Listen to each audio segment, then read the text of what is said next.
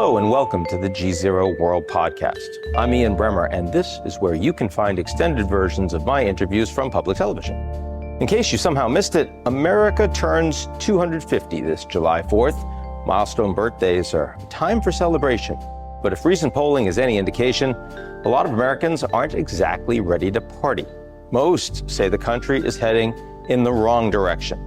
Trust in government remains near historic lows, political polarization is high, and nearly 60% of Americans believe that the nation's best days are behind it. It may seem like a low point for the United States, but this isn't the first time that Americans have felt birthday blues.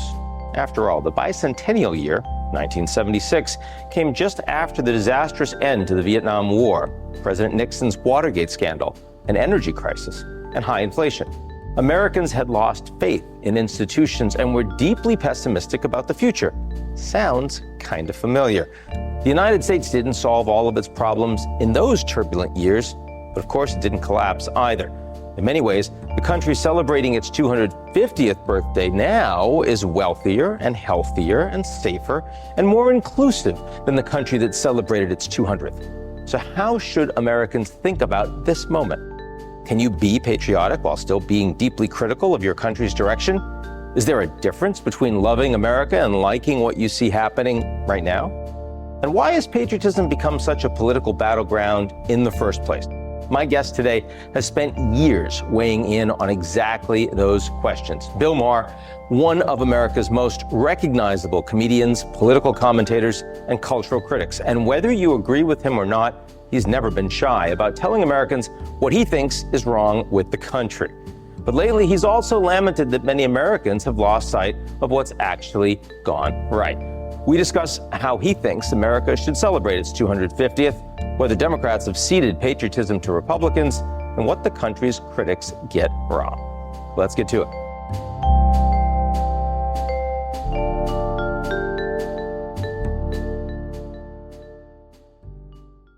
The GZERO World podcast is brought to you by our lead sponsor, Prologis. Prologis helps businesses across the globe scale their supply chains with an expansive portfolio of logistics real estate and the only end-to-end solutions platform addressing the critical initiatives of global logistics today. Learn more at prologis.com.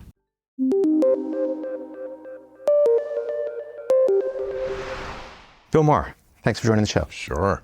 It's the 250th anniversary of our country. How should we be celebrating it? Well, we should be. I mean, a lot of people are boycotting it, something I've addressed on my show, because they associate it with Trump, and you can't do anything that has Trump's scent on it. So it's not my point of view. He doesn't own the country. Doesn't own the flag. Doesn't own the flag, doesn't own patriotism. And so I think you're cutting off your nose to spite your face if that's the tack you're taking. You know, I said a couple of weeks ago, maybe a month ago, all the people who pulled out of the event, the music performers, it wasn't like an A-list roster anyway. Why? You know, it's one thing not to perform, say, at the UFC fight that he had at the White House lawn. That's a Trump event. I get it. It's a totally MAGA thing. This is not. You know, this is America. America's MAGA and people who are not MAGA. It's everybody, and it should be seen that way. Yeah, MAGA's, 35% of the country. These are Americans. These are Americans. Part of the problem, I feel, is that I don't think schools do a very good job anymore teaching kids about the history of this country. Some places, they only accent the bad. I don't think they have a very good perspective on this country. They see it as colonizers and irredeemably racist. And certainly all of our sins are right there to be seen, and they are real, and they are to be hated. But, we're not a hell of a lot different than a lot of other countries in the bad things we did, and we're a hell of a lot better than a lot of other places in the good things we did. And it should be a balance. But unfortunately, you don't find that. I go back to Kamala Harris is not my favorite candidate, but I did love her beginning of her acceptance speech at the convention. It was all about take back patriotism, this America, we love this country, we love Americans, because Democrats are always kind of getting this pressure for good reason. You need to convince the independent voter that you like this country. Yeah, Democrats, you've said that Democrats are inadequately patriotic. They certainly come off that way. And on the far left, they are. They only see the bad. And it's ironic because, Western values, which they seem to be against. I notice when they talk about Israel, they talk about an outpost of the Western world, like that's a bad thing. I think that's a good thing. And I think the values that came through Athens and Rome and London and Philadelphia are generally good values. Now, along the way, did it take us too long to get there? Of course. Everything in history takes too long. And we did not live up to the ideals, of course, at first, and we're still a work in progress. But those ideals, the ideals of the Enlightenment, those are ideals that, ironically, if you're a minority or somebody who has gotten the bad end of the stick historically, they're there to protect you. They're there to raise you up. It's we who talk about human rights and about equal rights and civil rights and equal rights for women and homosexuals and racial civil rights. I mean, these things took too long, but they can't. But, this is America. I mean, a lot of countries haven't even addressed them. We had Glenn Greenwald on the show, I remember, early on. It was interesting because he was just going off on all of this litany of horrible things about the United States. Right. And I said, look, I know that there are all of these things, but what would you say is admirable about the U.S.? Like if you just had to pick a few things. And the question took him by surprise, but he ended up, I thought, it was a very good conversation, and he found a few things to actually bring up, but you have to give it a beat. So I don't think that's my role because, there's so many people out there that are promoting all the good things and I need to focus on these. So no. Your role is to actually provide the whole thing. Be truthful. Be truthful. Just be truthful. Be truthful. And admit that a lot of the things that America birthed into this world are things you wouldn't want to live without. Rule of law is better than theocracy. It's not just different, it's better. Respect for minorities is better. Scientific inquiry is better. I mean, the reason why there's a Geneva Convention, why there is even the idea of war crimes, trial by jury, all these things are imperfect because humans are imperfect. But, balance of power, of three branches of government, that was a genius idea. That you create three different branches of government that keep each other in check. Now, we have gotten that way out of balance now because one of the branches is not doing its job. Congress. Yes. But at least the idea is there. And one's doing a little more of its job than perhaps the founders originally intended. You're talking about the Supreme Court? But no, I'm talking about the president. Oh, of course, yes. But that's been going on a long, long time. That's right. The executive presidency, the imperial presidency. That has we've been, seen. right. Yeah. So if you're talking to these entertainers, and so many of them, I'm not asking you to give names, and you say, hey, it would be better for our country for people like you to actually be out there and celebrate, what do they say? I don't know. I mean, some of them wouldn't even talk to me. Really? That's a problem. Yeah. That's a big problem on the left. Because they see that you're too willing to go to the White House and actually talk to the president? Exactly. Things like that. I mean, as I always say to my woke friends, we voted for the same person. You're just why she lost. It's like, if I'm not good enough, and by the way, even if I was a Trumper, which plainly I'm not, and I could show you all his tweets since I've been to the White House. They're not complimentary. I think that should be proof that I was not seduced. But even if I was, you should talk to me. Yeah. But they would never. I mean, and it is a big problem in this country that we just had elections here in California. I don't think in November we are going to have a Republican on the ballot for governor. I'm just learning about this guy, Steve Hilton. He's a new guy. I mean, are there things I'm not going to like? There are. But there's lots of things all of us don't like about what's going on in California now and how dysfunctional. I mean, that was what Fareed Zakaria's column was today. It was all about the dysfunctional government of California. And this is what happens when you have one-party government of either side. It's just not good. But I think something that is not recognized enough is that because Trump is so toxic to so many people, and I certainly understand why, that they don't even consider anyone with an R by their name. It's also part of how he won, was Yes. that very fact.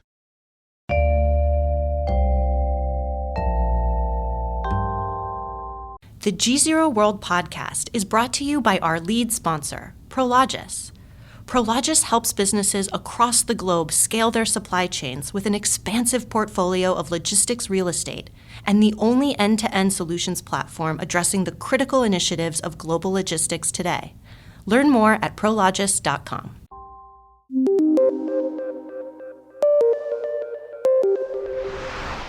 So what's the right way?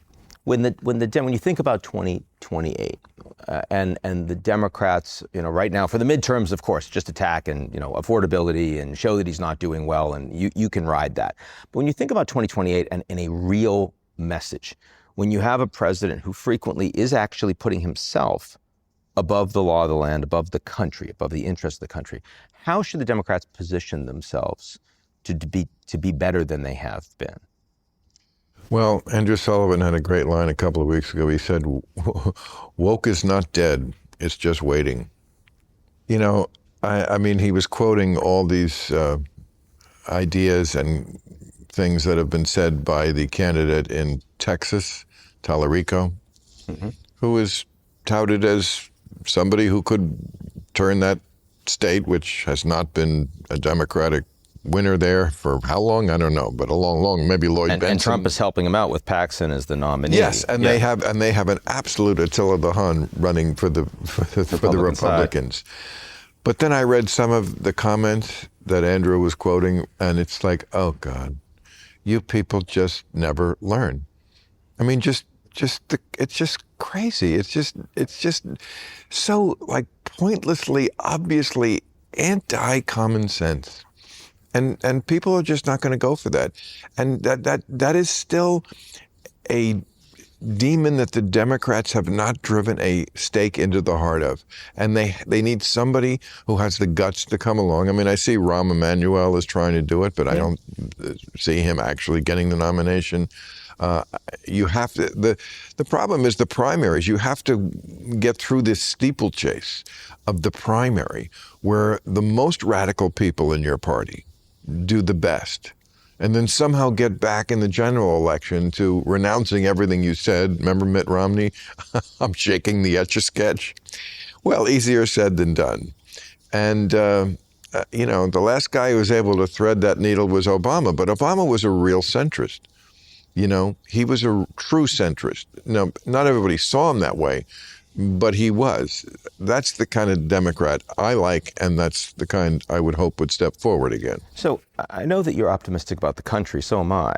But are you optimistic about the political system? Yeah, optimistic is a strong word. I don't know if I said I love the country. I'm optimistic. Well, you look at so much of the good of the country still. You still talk about it. Well, you live it. People have no clue, so many of them, about what life is like in other parts of the world, for one, or what life used to be like in this country, or really how easy they have it in many ways. Now, I'm not discounting the struggles lots of people have, economic struggles, but statistics do matter. And also, changes in quality of life matter. I mean, if you go back 100 years, we're talking about a hot shower being a luxury of life. If you just go back to when you and I were still alive, lots of stuff is more expensive. It's true, college and food and, we got to do something. But lots of stuff is cheaper.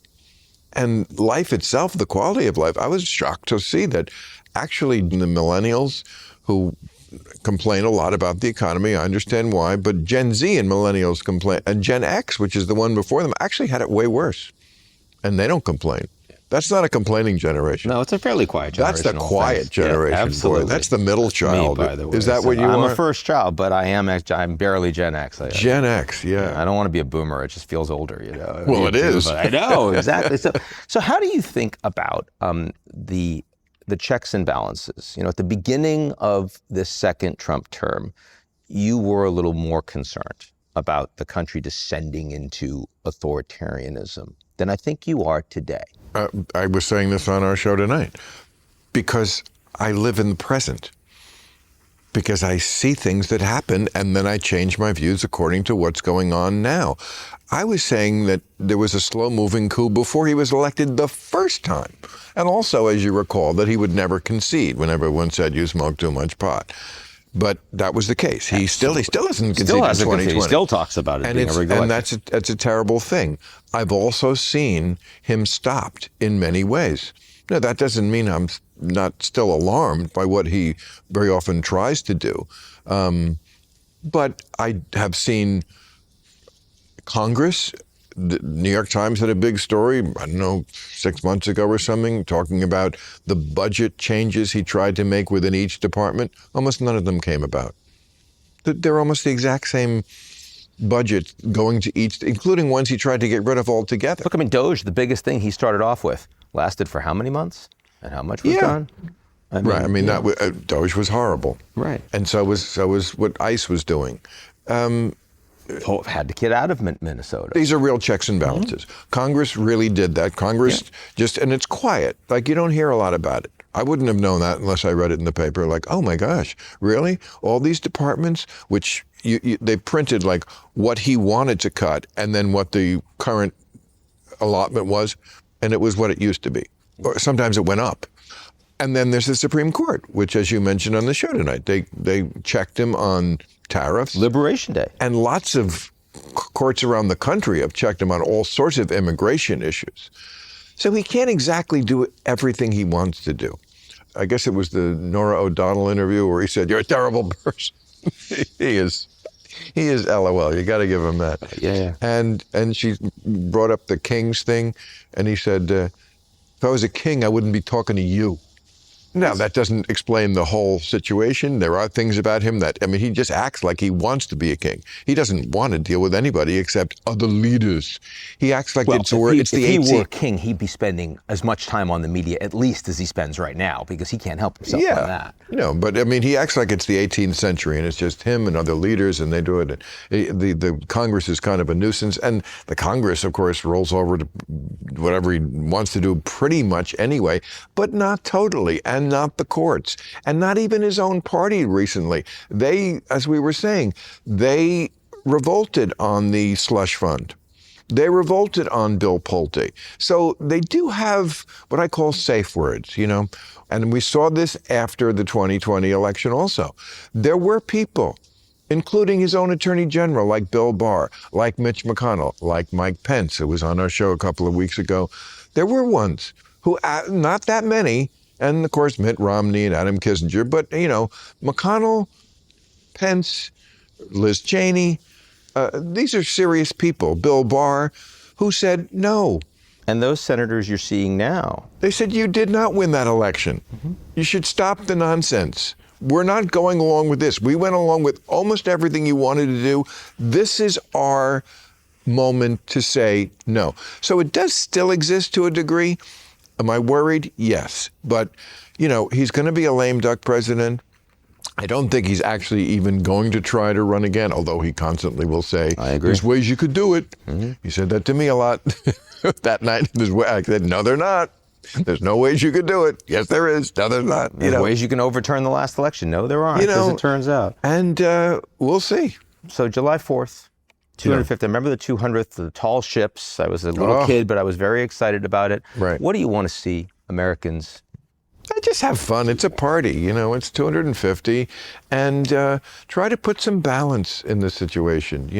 I get it that there are probably schools in this country that maybe underplay how bad slavery was. I don't know. I didn't go to school in Alabama. I went to school in New Jersey. And even in New Jersey, even in 1968, New Jersey, we were absolutely taught slavery was horrible. They didn't whitewash it, but I'm sure it's different in southern states. Is it that different in 2026? Maybe. I don't know. I don't know what's going on in Texas. But fine. I always say there's a grand bargain in the offing for everything. Teach the truth about slavery. Also teach the truth about communism. Because lots of colleges soft pedal that. And that was a pretty horrible thing that killed a lot of people too. So just be real. Just teach reality. We have a lot of blemishes in our past, and we have a lot to be proud of, and live in the moment, live in the present. We got to a pretty good place, like Obama used to always say, the arc of history is long, but it bends toward justice. Bill Maher, thanks Okay. for joining. My pleasure. That's it for today's edition of the GZERO World podcast. Why not make it official? Why don't you rate and review GZERO World? 5 stars, only 5 stars, otherwise don't do it. On Apple, Spotify, or wherever you get your podcasts. Tell your friends.